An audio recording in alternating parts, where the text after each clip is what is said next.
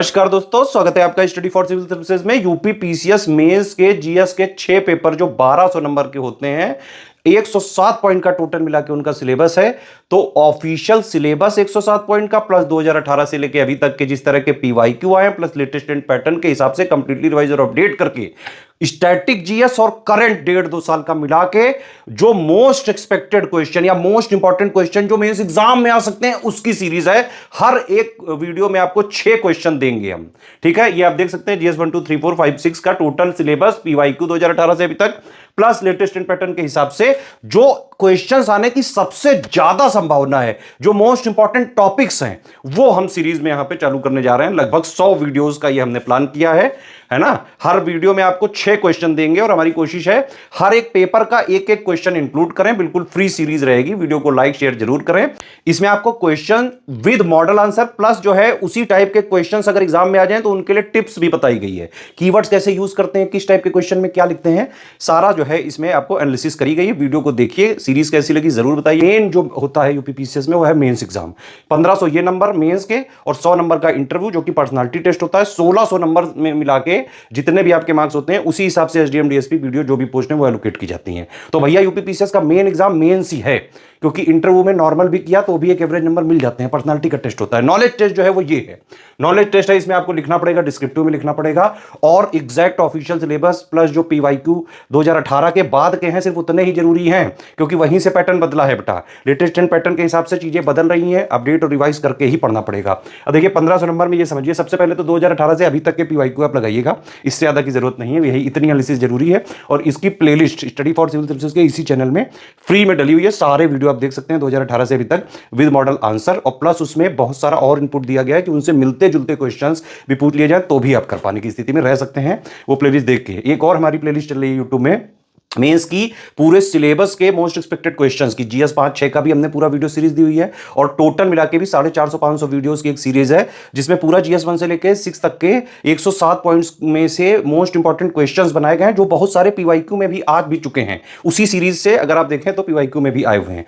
तो ये तो फ्री इनिशिएटिव हो गया, लेकिन अगर आप जो है फाइनेंशियली इसको एफोर्ड कर सकते हैं, सिर्फ इतना करके आप मेंस आराम से निकाल सकते हैं। क्या करना है, जीएस में 1200 नंबर का आएगा जीएस। अब देखिए 78 वाला ग्रुप आप ज्वाइन करें, यहां पे आपको स्टैटिक जीएस प्लस मेंस का पूरा करंट अफेयर मिल जाएगा। पढ़ने वाला जितना भी जीएस का पार्ट है 107 पॉइंट का, वो इससे कवर हो जाएगा। अलग से कोई मैगजीन, कोई बुक, कुछ भी नहीं लेना है, सब कुछ इसे मिलेगा और वो बहुत ज्यादा मेंस के लिए जो है सफिशिएंट होगा। ठीक है, पढ़ने वाला पार्ट इससे कर लीजिए। बाकी intensive answer writing with feedback checking personal guidance के 2 ग्रुप चल रहे हैं, दोनों में अलग अलग क्वेश्चन दिए जा रहे हैं। दोनों ज्वाइन करके दोनों में 270 क्वेश्चन हम करा रहे हैं, तो आप उसमें प्रैक्टिस कर सकते हैं, फीडबैक ले सकते हैं और क्या क्या आप गलतियां कर रहे हैं, क्या क्या स्कोप ऑफ इंप्रूवमेंट है, किस क्वेश्चन में क्या लिखना है। कई सारे क्वेश्चन की वर्डिंग डिफरेंट होती है, किसी में क्रिटिकली एनालाइज लिख देते हैं, किसी में एनालाइज लिख देते हैं, किसी में इवैल्यूएट लिख देते हैं, किसी में एलेबोरेट लिख देते हैं, किसी में कमेंट लिख देते हैं, है ना। तो किसमें क्या लिखना है to the point within word limit, क्योंकि 125 और 200 वर्ड में ही लिखना है आपको। 2 टाइप के ही क्वेश्चन आते हैं यहाँ पे। विद इन टाइम लिमिट, क्योंकि 125 वाले को आपको लगभग 7 मिनट में लिखना होता है, 200 वर्ड वाले को लगभग 10 मिनट में लिखना होता है। अगर आप ये सब नहीं मेंटेन कर पाए तो नहीं निकल सकता है। पूरा पेपर अटेम्प्ट करना जरूरी होता है, उसके लिए ये करना पड़ेगा ही पड़ेगा। तो 2 ये आंसर राइटिंग वाले ग्रुप चल रहे हैं। जीएस का हमारा टेस्ट सीरीज सेक्शन वाइज और फुल लेंथ वाला भी चल रहा है, इसको ज्वाइन करके पूरी जीएस की तैयारी कर सकते हैं। हिंदी के लिए एक 15 मिनट का ग्रुप है, उसमें सिलेक्शन मटेरियल, वीडियो, सारे डाउट चाहे जितने आप पूछो, पीवाईक्यू एनालिसिस प्लस जो है इसमें टेस्ट सीरीज वगैरह जो है लगातार करवा रहे हैं। एक एक चीज पे फीडबैक दिया जा रहा है। आर्या मैम और अजीत सरदारा, जो कि यूपी पीसीएस के जो भी एग्जाम्स होते रहे पिछले 8-9 सालों से, बीओ आरओ पीसीएस में हिंदी के लिए ये बेस्ट ग्रुप माना जाता रहा है। 150 का पेपर है, ये मार्क्स जो है रैंक में कैलकुलेट होंगे, ध्यान रखना। इसमें आपको मोटा मोटा 100 नंबर का टारगेट रख के लाना ही पड़ेगा 100। ठीक है, तो ये वाला ग्रुप ज्वाइन करके पूरा आप इसमें कवर कर सकते हैं। इंग्लिश मीडियम वाले तो जरूर इसको ज्वाइन करें। एसे के लिए 150 नंबर में आएंगे, है ना, 3 एसे लिखने को आएंगे, उसके लिए इंटेंसिव राइटिंग प्रैक्टिस का ग्रुप चल रहा है। आप देखेंगे कि एसे में 3 सेक्शन होते हैं और उसमें भी 3-3 सब सेक्शन होते हैं, तो टोटल मिला के 9 में से आपको 3 एसे करने होते हैं। हम क्या कर रहे हैं कि जो 9 टॉपिक्स हैं इन सबके 4-4 essay with model essay, feedback checking, personal guidance के साथ पूरी प्रैक्टिस करवा दे रहे हैं। तो ऐसे की भी इंटेंसिव प्रैक्टिस हो जाएगी। ये इतना करके आप मेंस का चाहे जैसा पेपर आ जाए, आराम से सारे के सारे जीएस, हिंदी, ऐसे पूरे पेपर अटेम्प्ट करके आ सकते हो। मेंस में पढ़ने से ज्यादा जरूरी है आंसर राइटिंग, ऐसे राइटिंग, हिंदी राइटिंग। इसके ग्रुप चलाए जा रहे हैं स्टडी फॉर सिविल सर्विसेज पे लगातार। हमारे नंबर आप ये 3 हमारे नंबर है, इन पे कॉल या व्हाट्सएप करके पूरी जानकारी लेके पेमेंट वगैरह करके ग्रुप में तुरंत जुड़ के और एग्जाम तक स्ट्रिक्टली फॉलो करके मेंस की भी सिर्फ सिलेक्शन वाली तैयारी कर सकते हैं आप हमारे साथ। नमस्कार साथियों, स्टडी फॉर सिविल सर्विस में आप सभी का स्वागत है। आज हम लोग यूपी पीसीएस मेंस 2025 के संबंध में महत्वपूर्ण क्वेश्चन और उनके आंसर्स को देख रहे हैं। तो ये हमारा बार दिन है। आगे बढ़ने से पहले आप सभी के लिए इन्फॉर्मेशन है। आपके यूपी पीसीएस में क्वेश्चन एक 8 नंबर एक 12 नंबर में पूछा जाता है। तो 8 नंबर वाला क्वेश्चन होता है जो आपको 125 वर्ड में लिखना होता है, और जो 12 नंबर में होता है तो उसको आपको 200 वर्ड में लिखना होता है। तो जब भी आप लोग आंसर्स लिखें तो इस बात को नोट कर लें कि आपके क्वेश्चन 125 वर्ड के आसपास लिखना है या 200 वर्ड के आसपास लिखना है। ठीक है, चलिए देखते हैं उसका पहला सवाल हमारा जी इसमें से क्या है। तो पहला सवाल हमारा है, discuss the role of Himalayas in shaping India's climate, also highlight its economic significance for the country. Paper first से हमारा सवाल है, भारत की जलवायु को आकार देने में हिमालय की भूमिका पर चर्चा करें। इसके अलावा देश के लिए इसके आर्थिक महत्व पर प्रकाश डालें। ठीक है, तो सबसे पहले हम इन पर देखते हैं। तो हमारा भूमिका क्या हो सकती है, भूमिका तो हम लिख सकते हैं कि उत्तरी भारत में 24 किलोमीटर में फैला हुआ है हिमालय। ये भारतीय महाद्वीप को तिब्बती पठार से अलग करता है।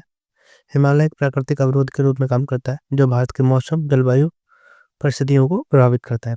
तो अगर जब भी आप भारत का मैप बनाएं, ठीक है,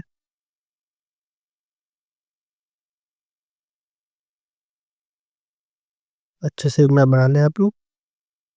उस मैप में फिर यहाँ पे दिखा दें कि हिमालय है हमारा। ठीक है, ठीक है, मैप बनाने के साथ साथ हिमालय को आप लोग यहाँ पे दर्शा दें। ठीक है, आप अच्छा से एक बार बना लीजिएगा और हिमालय को दर्शा दें इस तरह से। ठीक है, अब हम देखते हैं role of Himalaya in India climate climate में। ठीक है, भारत की जलवायु में भारतीय जलवायु में हिमालय की भूमिका। पहला क्या हमने हमारा कि जो मध्य एशिया से ठंडी हवाएं आती हैं उनको प्रवेश करने से रोकता है। जैसे यहाँ से जो हवाएं आती हैं ठंडी वाली, तो हिमालय इन हवाओं का अवरोध के रूप में काम करता है, उनको रोक देता है। ठीक है, तो पहला पॉइंट ये हो गया हमारा कि ठंडी हवाओं को भारत में प्रवेश करने से रोकता है। सेकंड पॉइंट का है हमारा भारतीय हवाओं मानसूनी हवाओं पर प्रभाव। जैसे ये जो पर्वत है, जैसे यहाँ से जो हमारा जो साउथ ईस्ट वाला शाखा है हमारी, यहाँ से बढ़ती है 2 भागों में, तो जो हवा यहाँ से आती है यहाँ से टकराती है, यहाँ से टकरा कर भारत में पर्वतीय वर्षा होती है। ठीक, तो ये पहला पॉइंट हो गया। दूसरा पॉइंट क्या है हमारा, उष्ण कटिबंधीय पश्चिमी जेट स्ट्रीम है, सब सब ट्रॉपिकल वेस्टर्ली जेट स्ट्रीम। तो इसका बनने का भी कारण क्या है हमारा, ये हमारा हिमालय से है। ठीक है, एवं वर्षा छाया क्षेत्र में हिमालय के कारण भी बनता है। ठीक है, तो ये 3 पॉइंट हो गए हमारे हवाओं के संबंध में तो भारतीय हिमालय की भूमि। ठीक है, चौथा पॉइंट क्या, तीसरा पॉइंट क्या है हमारा, जो पश्चिम एशिया से हमारा विक्षोभ आता है। कौन सा विक्षोभ, जो पश्चिमी वर्षा से हमारा जो आता है यहाँ पे सर्दियों के मौसम में यानी शीतकाल में। शीतकाल में जो हवाएं आती हैं इसको हम लोग पश्चिमी वर्षा बोलते हैं, पश्चिमी विक्षोभ बोलते हैं। उसको नेतृत्व करके भारत में जो शीतकालीन वर्षा होती है और जो रबी की फसल के लिए अच्छी मानी जाती है, उसका भी कहीं ना कहीं कारण कौन सा है, हमारा हिमालय है। ठीक है, ये हो गया हमारा causes for winter rainfall by channelizing western disturbance from west Asia।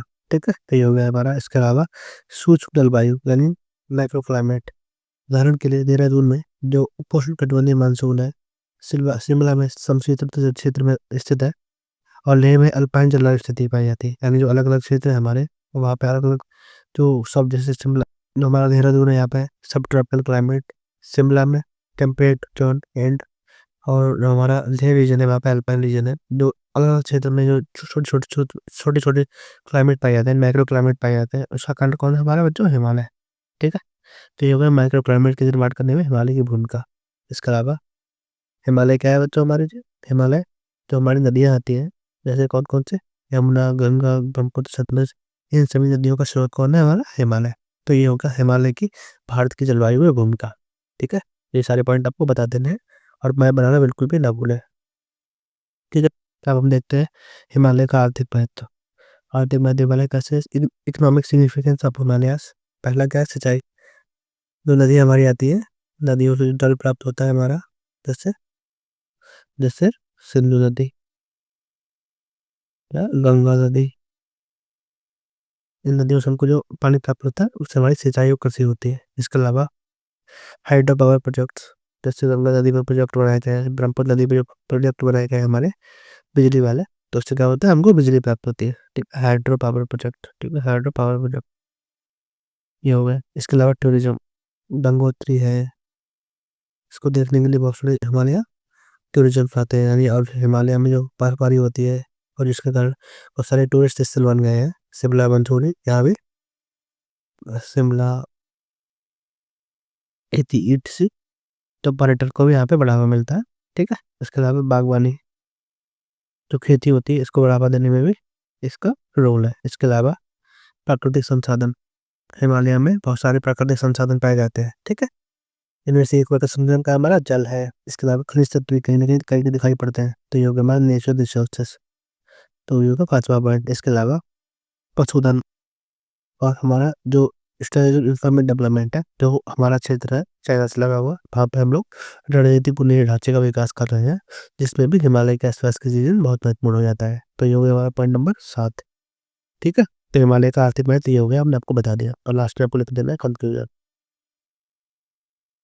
ठीक है, लास्ट में आपको कंक्लूजन लिख के अपने आंसर को सबमिट कर देना है पूरा तरह से। हिमालय भारत के न केवल रणनीतिक आवश्यकता को ध्यान में रखता है, अपितु भारत की मौसम, भारत की आर्थिक स्थिति, आर्थिक प्रभाव तथा रणनीतिक क्षेत्र में भी सहायता प्रदान करता है। कोई भी डिस्कस लिख सकते हैं जो इसको मतलब हमारे क्वेश्चन को वेरीफाई करे। ठीक है, तो ये हो गया हमारा क्वेश्चन नंबर 1। अब देखते हैं क्वेश्चन नंबर 2। क्वेश्चन नंबर 2 हमारा बहुत ही महत्वपूर्ण है, इसको आप लोग स्टार मार्क कर लीजिए, हर क्वेश्चन क्वेश्चन मार्क कर लीजिए। ठीक है, ये बहुत महत्वपूर्ण क्वेश्चन है हमारा। और सवाल 2 है हमारा, how would the idea of one nation one election affect India's federal structure? What are the potential benefits and challenges associated with the implementation? ठीक है, तो हमारा वन नेशन वन एक राष्ट्रीय चुनाव का विचार भारतीय संघीय ढांचे को कैसे प्रभावित करता है, इसके कार्यान्वयन से जुड़ी संभावित लाभ और चुनौतियां क्या है। ठीक है, तो सबसे पहले हमको बताना पड़ेगा इंट्रोडक्शन में क्या हम लोग लिख सकते हैं। तो ये हमारी एक कमेटी थी, आपको बिल्कुल याद कर लेना है कि ये वाली कमेटी बिल्कुल भूलना नहीं है। जब भी वन नेशन वन इलेक्शन में कोई भी सवाल आया निबंध आए, तो इस कमेटी का उल्लेख करना बिल्कुल जरूरी है। तो भारत के पूर्व राष्ट्रपति रामनाथ कोविंद जी की अध्यक्षता में एक उच्च स्तरीय समिति का गठन सितंबर 2023 में लोकसभा, राज्य विधानसभाओं और सभी राज्यों के स्थानीय चुनाव के लिए एक साथ चुनाव कराने के मुद्दे के लिए किया गया था। ठीक है, तो कौन कौन से, लोकसभा, राज्य विधानसभा और स्थानीय चुनाव, स्थानीय निकायों के चुनाव के लिए एक कमेटी का गठन किया गया था। 129वां संविधान संशोधन विधेयक 2024, कौन सा 129, लोकसभा और विधानसभा के एक साथ चुनाव कराने के संशोधन और नया अनुच्छेद प्रस्तावित करता है। ठीक है, तो ये हो गया हमारा आपकी जो आंसर है यहाँ पर, ये हिंदी इंग्लिश दोनों में है, ये इधर वाला इंग्लिश में है, ये वाला हिंदी में है, जो भी आपका मीडियम है आप लोग ऐसा पढ़ सकते हैं। ठीक है, तो ये हो गया हमारा। तो 120 constitutional amendment bill 2024 propose amendments and the new article to enable simultaneous elections for the Lok Sabha and the state legislative assemblies. ठीक है, तो ये हो गया हमारा इंट्रोडक्शन पार्ट। अब हम देखते हैं इसके पॉजिटिव्स क्या है। अगर हम लोग एक साथ एक चुनाव कराएंगे, तो जो हर समय चुनाव कराने में खर्च होता है उसमें बचत होगी। लगातार चुनाव के जो खर्च होता है, चुनाव खर्च होगा उसमें कमी आएगी, और हमारी कॉस्ट सेविंग है और पैसे की बचत होगी। दूसरा गवर्नेंस, जब भी हम लोग चुनाव कराते हैं तो मॉडल कोड ऑफ कंडक्ट यानी एमसी से लग जाता है, हमारे जो कार्य होते हैं वो प्रभावित हो जाते हैं। जैसे कोड ऑफ कंडक्ट में आचार संहिता लगती है तो कार्य में कमी आ जाती है, तो गवर्नेंस का मुद्दा यहाँ पे कम हो जाता है। तो क्या होगा, जब हमारे यहाँ एमसी आचार संहिता कम लगेगी तो जो गवर्नेंस है, शासन है, इसको बढ़ावा मिल पाएगा। इसके अलावा एडमिनिस्ट्रेटिव परमिशंस, वैसे ही कोई भी अच्छा चुनाव आता है तो बहुत सारे अधिकारी चुनाव में लग जाते हैं, अधिकारी ऑफिसर्स। ठीक है, तो क्या होता है, उनके जो कार्य होते हैं वो उसमें प्रभावित होते हैं। लेकिन जैसे चुनाव में कमी आई, एक ही चुनाव होगा, तो जो एडमिनिस्ट्रेटिव परमिशन सुविधा होती है उसको, कन्वीनियंस होती है, उसको बढ़ावा मिलेगा। इसके अलावा जब हमको बार बार वोट देना नहीं पड़ेगा, तो जो बहुत सारे नए मतदाता हैं जो बार बार वोट देके थक जाते हैं, तो सोचेंगे चलो एक ही बार वोट देना, तो वो भी बाहर निकलेंगे और वोट देंगे, तो जो हमारा वोट का परसेंटेज है यहाँ पे बढ़ जाएगा। ठीक है, तो वोटिंग अधिक हो सकती है। इसके अलावा सामाजिक समन्वय यहाँ पर बढ़ सकता है। ठीक है, बहुत सारे लोग यहाँ पर पहली बार सामाजिक समन्वय के लिए आगे आएंगे और बढ़ावा देंगे। तो ये कुछ बेनिफिट्स हो गए हमारे बनने से बड़े इलेक्शन के। इसमें कुछ चुनौतियाँ भी हैं। चुनौतियाँ क्या है, राज्य शासन, जैसे स्टेट गवर्नेंस, जो हमारी सेंट्रल गवर्नमेंट है और स्टेट गवर्नमेंट के जो चुनाव है वो एक साथ हो जाएंगे, तो राज्यों के जो मुद्दे हैं वो यहाँ पर प्रभावित हो सकते हैं और जो राज्य का महत्व यहाँ पर जो राज्य के चुनाव का महत्व है वो यहाँ पर कम हो सकता है, ठीक है। इसके अलावा ओवरसाइडिंग ऑफ लोकल इश्यूज, जो स्थानीय मुद्दे होते हैं तो उन पर राष्ट्रीय मुद्दे, जैसे राष्ट्रीय मुद्दे पाकिस्तान हुआ, चाइना हुआ, ये जो मुद्दे हैं राष्ट्रीय मुद्दे, ये भारी पड़ सकते हैं और लोकल मुद्दों को यहाँ पे दबाया जा सकता है। तो सेकंड पॉइंट हो गया हमारा ओवरसाइडिंग ऑफ लोकल इश्यूज। इसके अलावा सिंगल पार्टी सिस्टम्स, मतलब क्या हो सकता है कि जो पार्टी सत्ता में है, सेंट्रल गवर्नमेंट में है, वही अधिक प्रभावी हो सकती है और उसी का शासन यहाँ पर हर जगह लागू हो सकता है। इस तरह भारत में सिंगल पार्टी सिस्टम को बढ़ावा मिल सकता है, ठीक है। तो ये हो गया हमारा थर्ड पॉइंट। इसके अलावा जो हमारी स्टेट की पावर्स है यहाँ पर, वो कहीं ना कहीं हमको कटेंगे, कटौती के रूप में कट लेंगे द पावर ऑफ स्टेट्स। जो राज्य की चुनौतियाँ हैं, राज्य की शक्तियाँ हैं यहाँ पर, कहीं ना कहीं कोई कमी यहाँ पे दिखाई दे सकती है, क्योंकि सेंट्रल गवर्नमेंट की ताकत यहाँ पर अधिक बढ़ सकती है इस बिल के माध्यम से। लीगल चुनौतियाँ भी हैं, कई सारे जो प्रोविजंस हैं, जैसे हमारे आर्टिकल्स हैं और हमारे जो एक्ट हैं जो चुनाव से संबंधित है, ठीक है। जैसे रिप्रेजेंटेटिव पीपल एक्ट 1950, 1952, 51, सॉरी 51, इन सभी में चुनौतियां हैं जो बार बार बार बदलने पड़ेंगे, ठीक है। इसके अलावा जो राज्यों की ऑटोनॉमी है वो भी यहाँ पर क्या कहते हैं क्षरण हो सकता है, ठीक है। ये पॉइंट नंबर 6 हो गया हमारा। पॉइंट नंबर 7 का है हमारा, जो हमारी लोकसभा है उसका जो कार्यकाल होता है 5 ईयर का, उसके साथ-साथ हमारे स्टेट लेजिस्लेचर, जितने भी हमारे ये स्टेट लेजिस्लेटिव असेंबलीज़ है, उनके जितने भी कार्यकाल हैं, उनको लोकसभा के साथ कोऑर्डिनेट किया फिर सिंकिंग किया जाएगा, कोऑर्डिनेट किया जाएगा। इसके संबंध में कुछ लोग जो स्टेट वाले हैं, उनको पहले भंग किया जाएगा, कुछ को कार्यकाल को कम किया जाएगा, कुछ के कार्यकाल को बढ़ाया जाएगा, इससे वो सभी एक साथ लोकसभा के साथ लाइन हो सके। तो इसमें वही सारी चुनौतियाँ उत्पन्न होती हैं। इसके अलावा पूरे देश में एक साथ चुनाव होंगे तो बड़ी मात्रा में हमको ईवीएम खरीदनी पड़ेंगी, बड़ी मात्रा में वीवीपैट खरीदना पड़ेगा। इस सभी के लिए बहुत सारा इन्वेस्टमेंट लगेगा, ठीक है। तो इन्वेस्टमेंट एंड निवेश की बहुत ज़्यादा आवश्यकता होगी यहाँ पे, ठीक है। तो ये कुछ हो गई चुनौतियाँ हमारी वन नेशन वन इलेक्शन से संबंधित। लास्ट में कुछ सिफारिश है, आपको ये भी बता देनी है। सिफारिश क्या है हमारी? सिफारिश बतानी है आपको। विधि आयोग की सिफारिश है हमारी, लॉ कमीशन की सिफारिश है। क्या है कि election should be held in 2 cycle with a gap of 2.5 years, मतलब चुनाव 2.5 वर्ष के अंतराल पर 2 चक्रों में होना चाहिए। सेकंड क्या है हमारा, अविश्वास प्रस्ताव के साथ विश्वास प्रस्ताव भी होना चाहिए, ठीक है। ये हो गया हमारा। और थर्ड पॉइंट क्या है हमारा, जो बाई इलेक्शंस होते हैं should be conducted once a year. जो उपचुनाव केवल, जैसे मान लेते हैं कोई उपचुनाव, जैसे मान लेते हैं ये विधानसभा है ये वाली, यानी यूपी विधानसभा मान लेते हैं, यूपी विधानसभा भंग हो गई, ठीक है। यूपी विधानसभा भंग हो गई तो इसके उपचुनाव होने चाहिए, या कुछ विधायकों ने इस्तीफा दे दिया तो उनके उपचुनाव होने चाहिए, 2 साल में केवल एक बार होने चाहिए, ठीक है। तो ये हो गया हमारा पॉइंट नंबर 3। इस तरह बता सकते हैं लॉ लॉ कमीशन की सिफारिशों को। लास्ट में आपको कंक्लूजन बता देना है कि इस तरह लिख सकते हैं कंक्लूजन आप लोग, one nation one election Bharat में प्रभावी चुनाव सुधारों को दर्शाता है। हालांकि इसमें कई सारी चुनौतियां मौजूद हैं, इन चुनौतियों को समाहित करते हुए भारत सरकार वन नेशन वन इलेक्शन की ओर कदम बढ़ाकर न केवल चुनावी सुधार को प्रेरित करेगी, अपितु आर्थिक आर्थिक बचत, प्रभावी शासन को बढ़ावा देने का भी प्रयास कर सकते हैं। इस तरह कोई भी आप लोग इंट्रोडक्शन लिख सकते हैं जो हमारे इस आंसर को सम्मिलित करे, ठीक है। चलिए आगे बढ़ते हैं, सवाल नंबर 3 देखते हैं। आगे बढ़ने से पहले आप सभी के लिए छोटी सी इन्फॉर्मेशन है कि कोई भी जो यूपीपीसीएस में 2025 देना चाहता है तो वो हमारे Asian Pacific service pad group से सकता है, जो कि हिंदी और इंग्लिश दोनों भाषाओं में है। इसमें आपको पूरी चीज़ के कंप्लीट मटेरियल 1 से लेकर 6 तक के दिए जाएंगे। जीएस 1 से लेकर जीएस 6 तक का यूपी स्पेशल में, UP budget, economic survey, current affair सब कुछ कवर कराया जाएगा। जनरल हिंदी की तैयारी भी आप लोग हमसे कर सकते हैं, जिसमें आपको कंप्लीट मटेरियल दिया जाएगा, आंसर राइटिंग होगी, फुल चेकिंग होगा, फीडबैक होगा, 10 टेस्ट में आपको कराए जाएंगे। इसके अलावा हमारा जो पूरा ग्रुप, हमारा जो आंसर राइटिंग ग्रुप होता है, हमारा पूरा फोकस पॉइंट टू पॉइंट आपकी जो आंसर राइटिंग है उसका फीडबैक देना, पर्सनल गाइडेंस देना, और जो हमारा फीडबैक होगा वो A to Z आपको होगा, जिसमें आपको सब कुछ बताया जाएगा कि आप आंसर राइटिंग कैसे इंप्रूवमेंट करें। लाइन बाई लाइन आपका आंसर चेक होगा और जब तक आप सुधार नहीं कर लेते आपको लगातार इंप्रूवमेंट के लिए बताया जाएगा, ठीक है।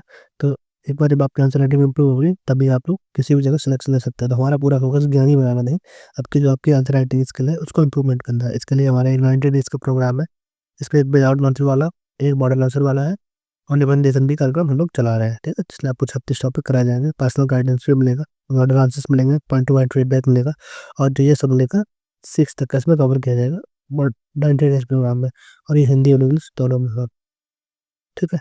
इसके अलावा हमारी टेस्ट सीरीज भी चल रही है पेड बैच में, जो कि दोनों भाषाओं में है। आपको आंसर राइटिंग फीडबैक मिलेगा, पर्सनल गाइडेंस मिलेगा, मॉडरेशन मिलेगा और बिल्कुल रियल एग्जाम जैसी चीज़ें होगी। जैसे हम लोग को बताया था ना, हमारा पूरा फोकस आपकी जो आंसर राइटिंग स्किल है उसको सुधार करना है, ठीक है। तो इसमें सेक्शनल टेस्ट भी है, GS1 से लेकर GS6 तक का फुल लेंथ टेस्ट भी है। इसको आप लोग पढ़ भी सकते हैं, जो लिखा है यहाँ पे। और अधिक जानकारी के लिए आप लोग ये जो नंबर है व्हाट्सएप चैनल आंसर का नंबर है व्हाट्सएप वाला, इस पर कॉन्टेक्ट कर सकते हैं। ये जो नंबर आपको दिया था इन पे कॉल या व्हाट्सएप कर सकता है, ठीक है। और आज में छठे पेपर की दी हुई हम लोग टेस्ट ही चला रहे हैं, जो केवल यूपी स्पेशल का है, हिंदी और इंग्लिश दोनों भाषाओं में है। तो अंतिम सिलेक्शन के लिए और बिल्कुल रियल एग्जाम में से चेकिंग, आपके आंसर राइटिंग इम्प्रूवमेंट के लिए आप स्टडी फॉर सिविल सर्विस बिल्कुल बिल्कुल बिना बिल्कुल ना करें, ठीक है। हमारा टूर्नामेंट आपकी सक्सेस के लिए है, बिल्कुल, ठीक है। और अंतिम सिलेक्शन हम पिछले 2016 से लेकर कई सारे छात्रों का, टॉपर्स का भी सिलेक्शन करा चुके हैं। आप लोग घर में वेरीफाई भी कर सकते हैं, ठीक है।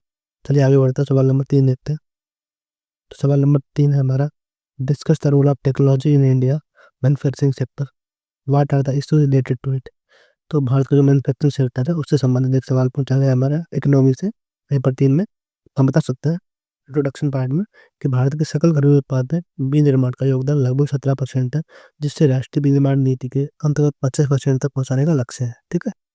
भारत के कुल निर्यात में विनिर्माण का हिस्सा लगभग 70% से अधिक है। तो ये हो गया हमारा इंट्रोडक्शन, ठीक है। और आगे भी लिख सकते हैं हम लोग, provide direct and indirect employment to the over 60 million peoples, मतलब 60 मिलियन अधिक लोगों को प्रत्यक्ष या अप्रत्यक्ष रूप से मैन्युफैक्चरिंग सेक्टर में जॉब उपलब्ध कराई जाती है, ठीक है। तो ये होगा हमारा इंट्रोडक्शन पार्ट। अब हम देखते हैं technology, how does technology improve manufacturing, ठीक है। तब टेक्नोलॉजी का मतलब क्या होता है कि नई मशीन, ऑटोमेटिक मशीन, ठीक है, AI का यूज, ठीक है। इसके अलावा रोबोटिक्स, ये सारे होता है, ये हमारा मशीन मैन्युफैक्चरिंग में टेक्नोलॉजी को बढ़ावा देने के लिए बढ़ावा, टेक्नोलॉजी का ये रोल हो जाता है, ठीक। अब हम देखते हैं इसका कैसे बढ़ावा मिल सकता है। जब हमारे पास टेक्नोलॉजी के माध्यम से रोबोटिक्स या मशीन होगी, तो जो इफिशियंसी यानी कार्य करने की क्षमता होगी वो बढ़ जाएगी, ठीक है। तो ये हो गया पहला पॉइंट। इसके अलावा जब हमारे पास मशीनों के द्वारा अधिक काम हो सकता है, रोबोटिक्स का माध्यम हम लोग यूज़ करेंगे, तो जो क्या होगा, सेव टाइम एंड मनी। तो हमारा पैसा और समय दोनों बचेगा। इसके अलावा जितने भी रिसोर्सेज है हमारा, उनको अच्छे से हम लोग यूज़ कर पाएंगे। तो संसाधन अनुकूलशीलता, ठीक है। एक मशीन, एक एक जैसे मान लेते हैं एक चीज़ है जो किसी मनुष्य ने बनाई है, एक चीज़ जो मशीन के द्वारा बनाई गई है, तो इसमें गुणवत्ता अच्छी होगी, तो क्या होगा, क्वालिटी इंप्रूवमेंट, ठीक है। तो गुणवत्ता सुधार यहाँ पे दिखाई पड़ेगा। इसके अलावा सप्लाई चेन की जो श्रृंखला है वो भी अनुकूल हो जाएगी, ठीक है। कोई दिक्कत नहीं होने वाली, लगातार मशीनें काम करती रहेंगी। तो सप्लाई चेन में भी यहाँ पर बढ़ोतरी दिखाई पड़ेगी। जैसे मान लेते हैं कि जैसे ये काम कौन करता है, हमारे 10 लोग करते हैं, ये काम करता है एक मशीन करते हैं। और 10 लोग में से अगर 5 लोग भी नहीं आए या बीमार हो गए, तो हमारी सप्लाई चेन है वो प्रभावित हो जाएगी। पर जो मशीन है अकेली, वो ना बीमार होती है ना कुछ होता है, बल्कि लगातार काम करती है। तो सप्लाई चेन यहाँ पे हमारी लगातार बनी रहती है। इसके अलावा टेक्नोलॉजी का यूज़ करते हैं, नई मशीन यूज़ करते हैं, तो रिड्यूस कार्बन इमिशन, तो हमारा जो कार्बन इमिशन है यहाँ पे कमी आ सकती है, ठीक है। जो हमारे क्लाइमेट के लिए पंचामृत के लक्ष्य है, उनकी पूर्ति हो सकती है यहाँ पर, ठीक है। इसके अलावा मशीनों के द्वारा हम लगाएंगे तो कॉस्ट इफेक्टिवनेस बढ़ेगा, इफिशियंसी बढ़ेगी, तो हमारी प्रतिस्पर्धा है तो बढ़ जाएगी, हमारा निर्यात भी यहाँ पर बढ़ सकता है। इसके अलावा safe water environment, safe water environment, safe, जब कार का वातावरण हो वो सेफ होगा, ठीक है। तो पॉइंट नंबर 8 हो गया हमारा, सेफ वर्क इन्वायरमेंट, ठीक है। ये हो गया हमारे how does technology improve manufacturing, हो गया। तो ये हमारी इसमें हो गया। अब देखते हैं इसके संबंध में चुनौतियाँ क्या क्या मौजूद है। कुछ चुनौतियाँ हमें यहाँ पर मौजूद है। चुनौतियाँ क्या है हमारी जो भी टेक्नोलॉजी हमने आपको बताई थी, रोबोटिक्स हो, AI हो, ऑटोमेशन मशीन हो, नई मशीन हो, इन सभी के लिए हमको एडवांस टेक्नोलॉजी के लिए हाई कॉस्ट अधिक पैसे की जरूरत पड़ेगी, यानी लागत इनकी बहुत ज़्यादा है। दूसरा हमारा क्या है, हमारा हमारी MSME है, MSME सेक्टर है, वहाँ पे जो तकनीकी का पेनिट्रेशन है, यानी जो प्रवेश है वो बहुत ज़्यादा कम है, क्योंकि MSME की जो क्षमता है वो बहुत कम है, ठीक है। क्षमता बहुत सारी कम है, जिसके कारण वो लोग नई तकनीकी को अपना नहीं पा रहे हैं, ठीक है। इसके अलावा lack of skill level force, Bharat में जो स्किल लेवल है वो बहुत कम है, केवल 5% भारत में स्किल लेवल पाई जाती है, ठीक है। इसके अलावा हम लोग ये वाली चीज़ें अपनाएंगे, रोबोटिक्स या ऑटोमेशन मशीन, तो हमारे यहाँ लॉस ऑफ जॉब्स, तो नौकरी है उनका तो लॉस हो सकता है, घाटा हो सकता है, क्योंकि भारत में पहले से ही बेरोज़गारी की स्थिति ज़्यादा है, तो बेरोज़गारी और बढ़ जाएगी। अगर हम लोग टेक्नोलॉजी का यूज़ करेंगे, तो इससे कहीं न कहीं युवाओं के लिए और ज़्यादा कठिनाइयाँ सामने आएँगी, ठीक है?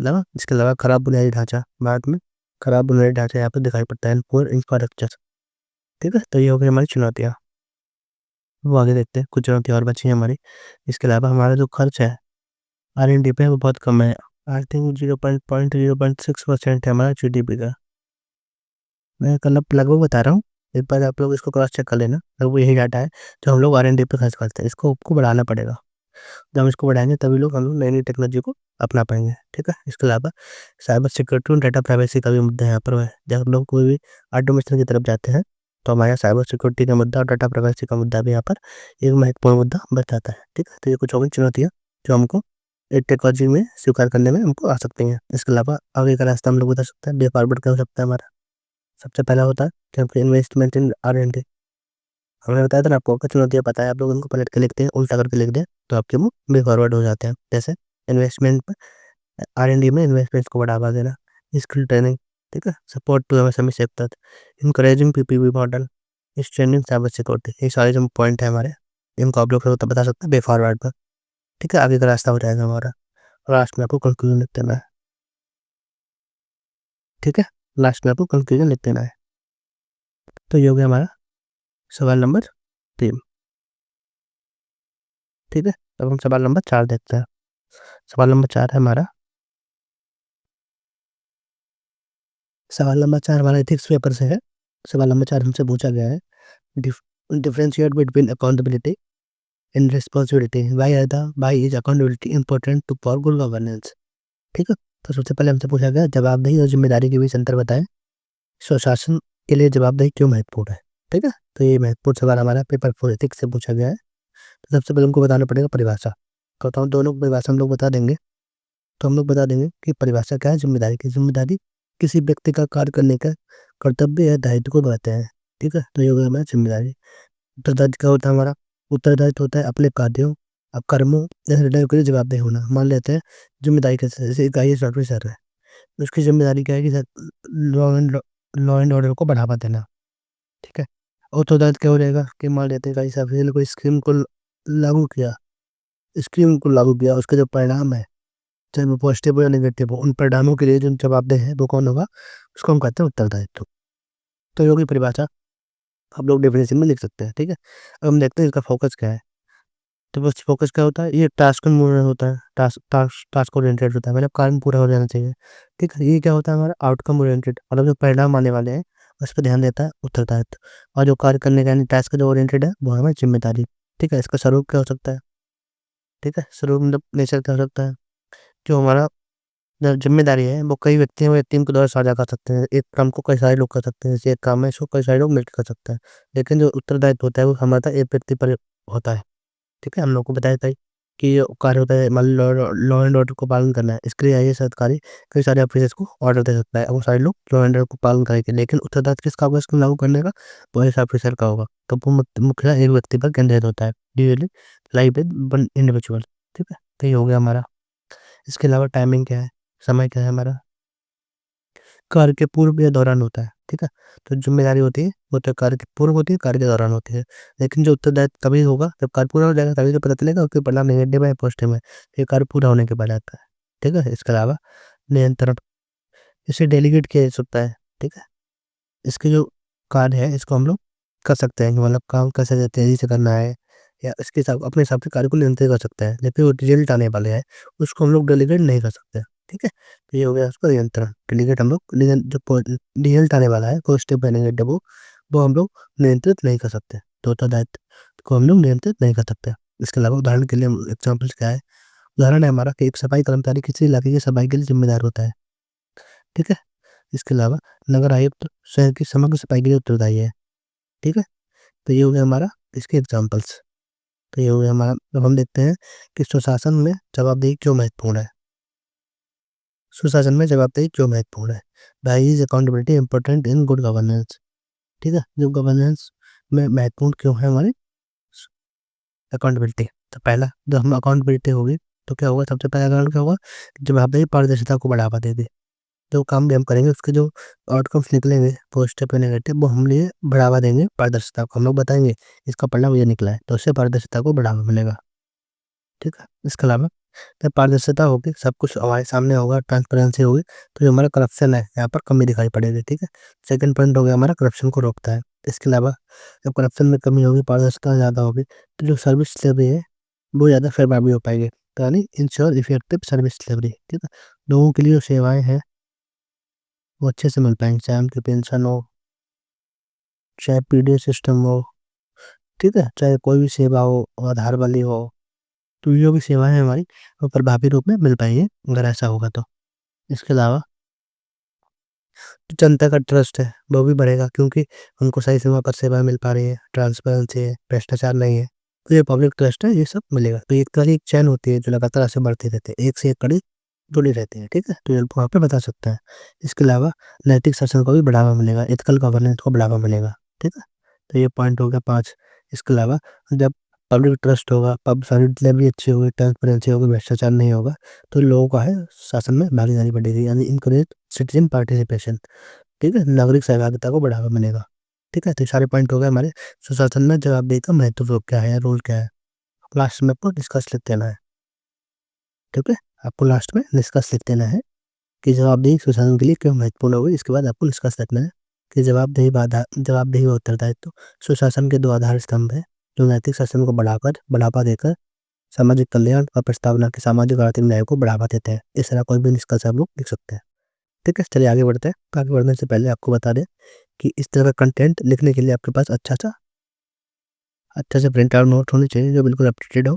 तो आप इसके लिए स्टडी फर्स्ट सिविल सर्विस से जुड़ सकते हैं, जो चाहे यूपी 25 मेंस का 2025 लिख रहे हो या आगे लिख रहे हो, तो अगर अंतिम सिलेक्शन लेना चाहते हैं तो वो हमारे पेड ग्रुप से जुड़ सकते हैं, जिससे आपको हिंदी और इंग्लिश दोनों भाषाओं में कंप्लीट जीएस 6 से लेकर जीएस 6 तक का मटेरियल दिया जाएगा। यूपी करंट, यूपी स्पेशल में, UP budget, UP economic survey, current affair, government scheme और पूरा मटेरियल कंप्लीट अपडेटेड होगा, ठीक है? और पॉइंट टू पॉइंट सारे जो जितना भी ऑफिशियल सिलेबस है उसके अनुसार आपको पूरा लेटेस्ट पैटर्न के अनुसार सिलेबस दिया जाएगा, ठीक है? इसके अलावा जनरल हिंदी की तैयारी हम लोग कंप्लीट करा रहे हैं, इसलिए आपको 10 टेस्ट के होंगे, मटेरियल दिया जाएगा, आंसर राइटिंग होगी, फुल चेकिंग होगी, फीडबैक भी आपको दिया जाएगा, ठीक है? हमारे जो आंसर राइटिंग ग्रुप्स हैं, चाहे वो पेड ग्रुप्स हो, 90 डेज का प्रोग्राम हो, चाहे निबंध लेखन हो, इन सभी में आपको ए टू जेड फीडबैक मिलेगा। हमारा उद्देश्य आपकी जो आंसर राइटिंग है उसको इम्प्रूवमेंट, ठीक है? जब आपकी आंसर राइटिंग इम्प्रूवमेंट होगी, तभी आप लोग सिलेक्शन ले पाएँगे। हमारा पूरा ध्यान इसी पे है। इसमें आपके लिए A to Z, point to point आपकी पर्सनल गाइडेंस मिलेगा, फीडबैक मिलेगा कि आपकी ये कमियाँ हैं और उन कमियों को आपको लगातार बता के उनमें सुधार किया जाएगा, ठीक है? तो जो हमारे 20 डेज़ का प्रोग्राम है, इससे विदाउट मॉडल आंसर है, एक मॉडल वाला है, जीएस 1 से लेकर जीएस 6 तक का कवर कराया जा रहा है और निबंध लेखन भी हम लोग करा रहे हैं, जिसमें 36 टॉपिक्स हैं और इसमें फीडबैक मिलेगा, बेस्ट मैसेज, पर्सनल गाइडेंस मिलेगा, मॉडल्स भी आपको दे रहेंगे, ठीक है? और बिल्कुल फोकस और राइटिंग होगा, इम्प्रूवमेंट पे हमारा होगा, ठीक है? तो ये निबंध लेखन हो गया हमारा। इसके अलावा हमारी टेस्ट सीरीज भी चल रही है, जो कि पेड बैच में है और दोनों भाषाओं में है। इसमें आपको रियल एग्जाम जैसे चेकिंग हुई, मॉडल आंसर में होगा, फीडबैक भी मिलेगा, पर्सनल गाइडेंस भी दिया जाएगा। जीएस 1 से लेकर जीएस 6 तक का सेक्शनल टेस्ट भी है, ऑनलाइन टेस्ट भी है और यूपी स्पेशल में 5 छठे पेपर के भी टेस्ट यहाँ पर शामिल है और हिंदी और इंग्लिश दोनों भाषाओं में है। अंतिम सिलेक्शन के लिए अच्छी आंसर राइटिंग और आंसर राइटिंग इम्प्रूवमेंट के लिए आप हमसे जुड़ना बिल्कुल ना भूलें और आप लोग ये नंबर जो व्हाट्सएप सर कैंसिल करना व्हाट्सएप नंबर है, यहाँ पे कॉन्टैक्ट कर सकते हैं। इसके अलावा ये नंबर जो आपको दिए गए हैं, इन पे आप लोग कॉल या व्हाट्सएप कर सकते हैं, ठीक है? ये छोटी-सी इन्फॉर्मेशन थी, अब हम आगे बढ़ते हैं और सवाल नंबर 5 देखते हैं हमारा। सवाल नंबर 5 जीएस पेपर 5 से है और हमारा सवाल नंबर 5 पूछा गया है कि what is the cultural significance of the Magh Kumbh Mela and how does it contribute to perceiving in promoting India's spiritual and traditional heritage, ठीक है? तो पूछा गया है कि महाकुंभ मेले का सांस्कृतिक महत्व क्या है और ये भारत के आध्यात्मिक और पारंपरिक विरासत को संरक्षित करने में, बढ़ावा देने में किस तरह योगदान देता है, ठीक है? तो ये हो गया सवाल नंबर 5 हमारा। और तो आप लिख सकते हैं इंट्रोडक्शन में कि कुंभ मेला भारत के 4 पवित्र स्थानों पर आयोजित किया जाता है, जिसमें प्रत्येक समुद्र मंथन की पौराणिक कथाओं से जुड़ा हुआ है। यही माना जाता है कि अमृत की 4 बूंदें गिरी थी, जिसमें प्रयागराज, उज्जैन, हरिद्वार और नासिक है। तो जब भी आप बनाएँ तो एक मैप बना लें छोटा-सा, ठीक है? इस मैप के माध्यम से आप लोग दर्शा दें कि हमारा ये प्रयागराज हुआ, ये उज्जैन हुआ, ये हरिद्वार हुआ, ये नासिक हुआ।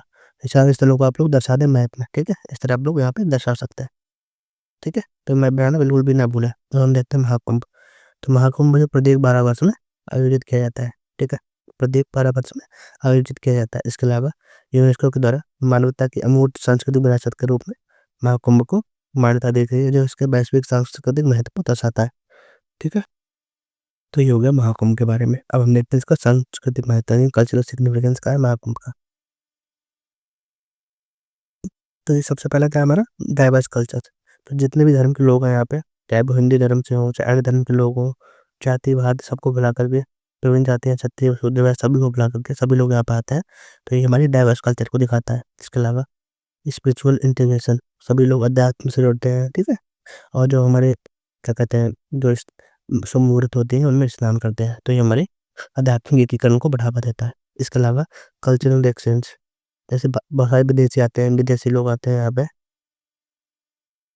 विदेशी लोग आते हैं और भारतीय संस्कृति को सीखते हैं, भारतीय लोग उनसे कुछ सीखते हैं। तो इस तरह हम लोग कल्चरल एक्सचेंज करते हैं। इसके अलावा विभिन्न स्टेट के लोग यहाँ पे आते हैं, पूरे भारत भर के लोग आते हैं अपने अपनी संस्कृति को, चाहे वो साउथ वाले हों चाहे नॉर्थ वाले हों, एक दूसरे की संस्कृति को हम लोग समझते हैं। इस तरह कल्चरल एक्सपीरियंस को बढ़ावा मिलता है। इसके अलावा जो हमारे एंशिएंट रिचुअल्स है, तो हम लोग सालों शताब्दियों से करते आ रहे हैं, उनको हम लोग संरक्षित कर पा रहे हैं इसके माध्यम से, महाकुंभ के माध्यम से, ठीक है? तो प्रिजर्वेशन ऑफ एंशिएंट रिचुअल्स, ठीक है? इसके अलावा जब हज़ारों लाखों करोड़ों लोग इकट्ठे होते हैं महाकुंभ में, तो हमारी यूनिटी और सोशल हार्मनी को बढ़ावा मिलता है। एकता और सामाजिक सद्भाव को बढ़ावा मिलता है, किसके माध्यम से? महाकुंभ के माध्यम से। इसके अलावा स्प्रेड ऑफ ट्रेडिशनल नॉलेज, हमारी पारंपरिक ज्ञान है जो पुराणों से आई हुई है, महाकुंभ से आई हुई है, ठीक है? उसको हम लोग संरक्षित कर पाते हैं, ठीक है? तो जो हमारी कथाएँ हैं, उनको हम लोग आगे बढ़ा पाते हैं, तो हमारा पारंपरिक ज्ञान का प्रसार होता है। इसके अलावा लोक कला, promotion of folk art and digital performance, Kumbh में कई सारी जो हमारी कुंभ के मंच बनाए जाते हैं, वहाँ पे कला का प्रदर्शन किया जाता है।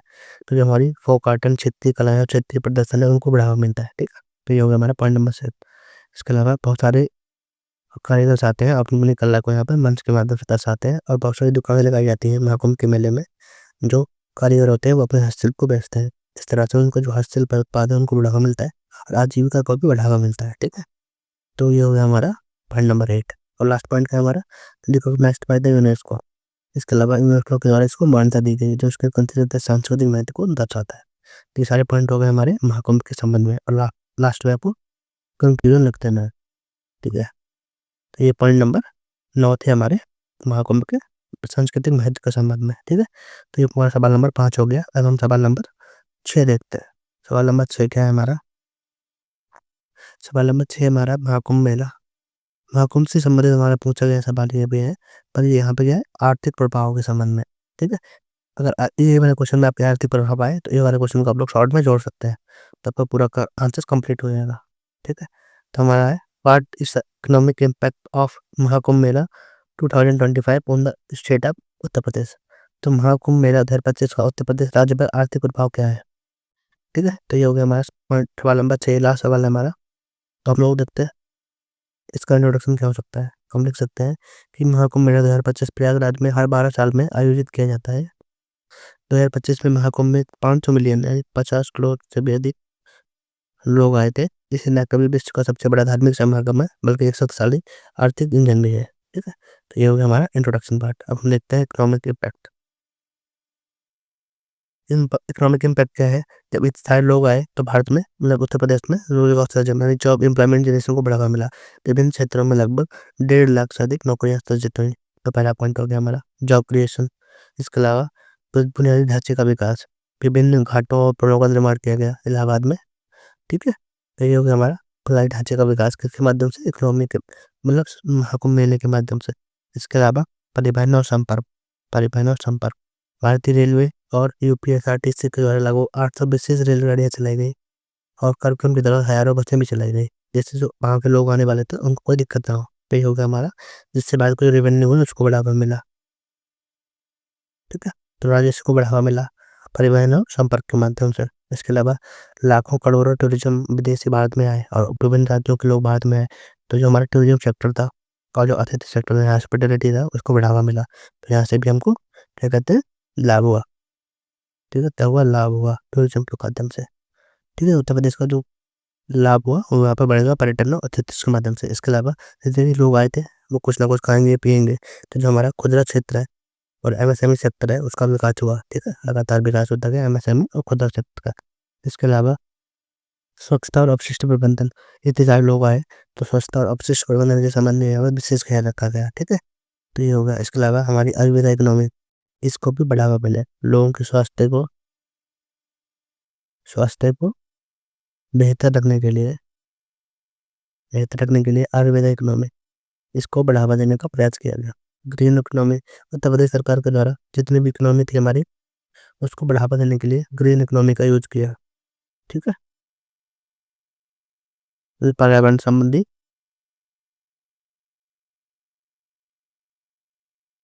संबंधी जो मानक थे मानकों को आगे बढ़ाना। सर्कुलर इकोनॉमी को आगे बढ़ाना।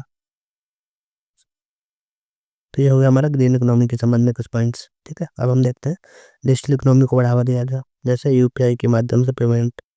ये हो गया हमारा डिजिटल इकोनॉमी को बढ़ावा देना। ठीक है, बूस्ट टू डिजिटल इकोनॉमी। इसके अलावा ब्रांड उत्तर प्रदेश को बढ़ावा दिया गया। कई सारे उत्पाद थे जिसको ब्रांड उत्तर प्रदेश के माध्यम से बढ़ावा दिया गया, जिससे भारत का जो उत्तर प्रदेश का निर्यात था उसको बढ़ावा मिला। ठीक है, उत्तर प्रदेश के निर्यात को बढ़ावा मिला। तो ये पॉइंट हो गए हमारे ब्रांड उत्तर प्रदेश के संबंध में। और लास्ट पॉइंट क्या है हमारा, व्यापक आर्थिक प्रभाव। तो माइक्रो इकोनॉमिक जिस समग्र प्रभाव पड़ के उत्तर प्रदेश की जो जीएसडीपी है उसको बढ़ावा मिला। ठीक, जीएसडीपी को बढ़ावा मिला। लास्ट में आपको कंक्लूजन लिख देना है। ठीक है, कंक्लूजन लिख देना है कि महाकुंभ के मेले ने न केवल भारत उत्तर प्रदेश की आर्थिक स्थिति को मजबूत किया, अपितु सांस्कृतिक प्रभाव को भी बढ़ावा दिया। महाकुंभ के मेले का प्रभाव भारत उत्तर प्रदेश की 2027 तक $1 ट्रिलियन जीडीपी के लक्ष्य को साकार करने में सहायता प्रदान करती है। इस तरह कोई भी कंक्लूजन आप लोग यहाँ पे लिख सकते हैं। ठीक है, तो ये हो गया हमारा लास्ट सवाल। ठीक, लास्ट में जाते जाते आपके लिए छोटी सी इन्फॉर्मेशन है कि जो भी अंतिम सिलेक्शन लेना चाहते हैं तो स्टडी फर्स्ट सिविल के बैड को फेर सकते हैं, जिसमें आपको कंप्लीट मटेरियल दिया जाएगा GS1 से लेकर GS6 तक का। और यूपी स्पेशल में करंट अफेयर भी दिया जाएगा। यूपी बजट इकोनॉमिक्स है, करंट अफेयर गवर्नमेंट स्कीम और पूरा मटेरियल अपडेट होगा। और ये हिंदी और इंग्लिश दोनों भाषाओं में है। तो आपको जो भी मीडियम है आपको टेंशन लेने की बिल्कुल भी जरूरत नहीं है। कंप्लीट जनरल हिंदी को तैयारी करने के लिए आप लोग हमसे जुड़ सकते हैं। इसमें कंप्लीट मटेरियल दिया जाएगा, 10 टेस्ट कराए जाएंगे, फुल अनटाइटिंग चिपिंग हुआ, फीडबैक भी आपको दिया जाएगा। ठीक है, तो ये हो गया हमारे जनरल हिंदी के संबंध। हम लोग जो भी आंसर राइटिंग ग्रुप चला रहे हैं, तो चाहे वो 90 डेज का प्रोग्राम हो चाहे हमारी पेड टेस्ट सीरीज हो, जिसमें हमारा पूरा फोकस आपकी आंसर राइटिंग इंप्रूवमेंट पे है, आंसर राइटिंग इंप्रूवमेंट पे है। ठीक है, जब आप इसके लिए हम लोग बिल्कुल point to point line by line आपको आंसर चेक करते हैं और आपको वॉइस मैसेज के माध्यम से फीडबैक दिया जाएगा, आंसर लिख के दिए जाएंगे कि आपकी ये कमी है, सारी आपको बताई जाएंगी। और लगातार हमारा पूरा ध्यान आंसर राइटिंग इंप्रूवमेंट पे है। जैसे आप लोग आंसर राइटिंग इंप्रूवमेंट करेंगे आपकी जो स्थिति है अन्य से बेहतर हो जाएगी और हमारा पूरा ध्यान भी इसी पर है। तो हमारा 90 डेज का प्रोग्राम है, इसमें विदाउट मॉडल आंसर आंसर दिए जा रहे हैं। इसमें मॉडल आंसर के साथ आंसर दिए जा रहे हैं। GS1 से लेकर GS6 तक का कवर है इसमें। और निबंध लेखन भी हम लोग करा रहे हैं। ठीक है, ये 36 टॉपिक है पूरे, हम लोग आगे पढ़ सकते हैं। ठीक है, हमारा पूरा लक्ष्य आपके आंसर राइटिंग को इम्प्रूवमेंट करना है, ज्ञानी बनाना हमारा लक्ष्य बिल्कुल भी नहीं है। आंसर राइटिंग इम्प्रूवमेंट हो गया आपके तभी अच्छे अंक आएंगे, अच्छे अंक आएंगे तभी आप लोग रैंक ला पाएंगे। ठीक है, तो ये हमारा पूरा ध्येय यही वाला है। और हमारी जो टेस्ट सीरीज है वो दोनों भाषाओं में है। इसमें आपको बताइए तो मैंने बिल्कुल रियल एग्जाम चेकिंग होगी, mark to mark, one by line, line by line आपकी चेकिंग होगी, सारी कमियाँ बताई जाएंगी और फीडबैक मिलेगा, पर्सनल गाइडेंस आप दिया जाएगा। जो हमारी टेस्ट सीरीज है वो GS1 से लेकर GS6 तक के, जिसमें सेक्शनल टेस्ट हुई है, ऑनलाइन टेस्ट हुई है और बात हुआ छठे यानी यूपी स्पेशल के संबंध में भी टेस्ट सीरीज हम लोग चला रहे हैं और ये दोनों भाषाओं में उपलब्ध है। ठीक है, अंतिम सिलेक्शन के लिए, अंतिम अच्छी रैंक लाने के लिए आप लोग हमसे जुड़ना बिल्कुल भी ना भूलें। आप लोग देख सकते हैं कि स्टडी बस सर्विस 2016 से हजारों बच्चों का सिलेक्शन करा चुका है, आप भी इसमें शामिल हो सकते हैं इस हमसे जुड़ के। ठीक है, तो जो भी आंसर का नंबर है ये वाला, इसमें आप लोग कॉन्टेक्ट कर सकते हैं, ये नंबर यहाँ पे दिए गए हैं, इन पे भी आप लोग कॉन्टेक्ट कर सकते हैं। ठीक है, तो ये छोटी सी इन्फॉर्मेशन थी आपके भविष्य के लिए। चलिए आगे बढ़ते हैं। सॉरी, आज के लिए इतना ही है, मिलते हैं अगली क्लास में। धन्यवाद।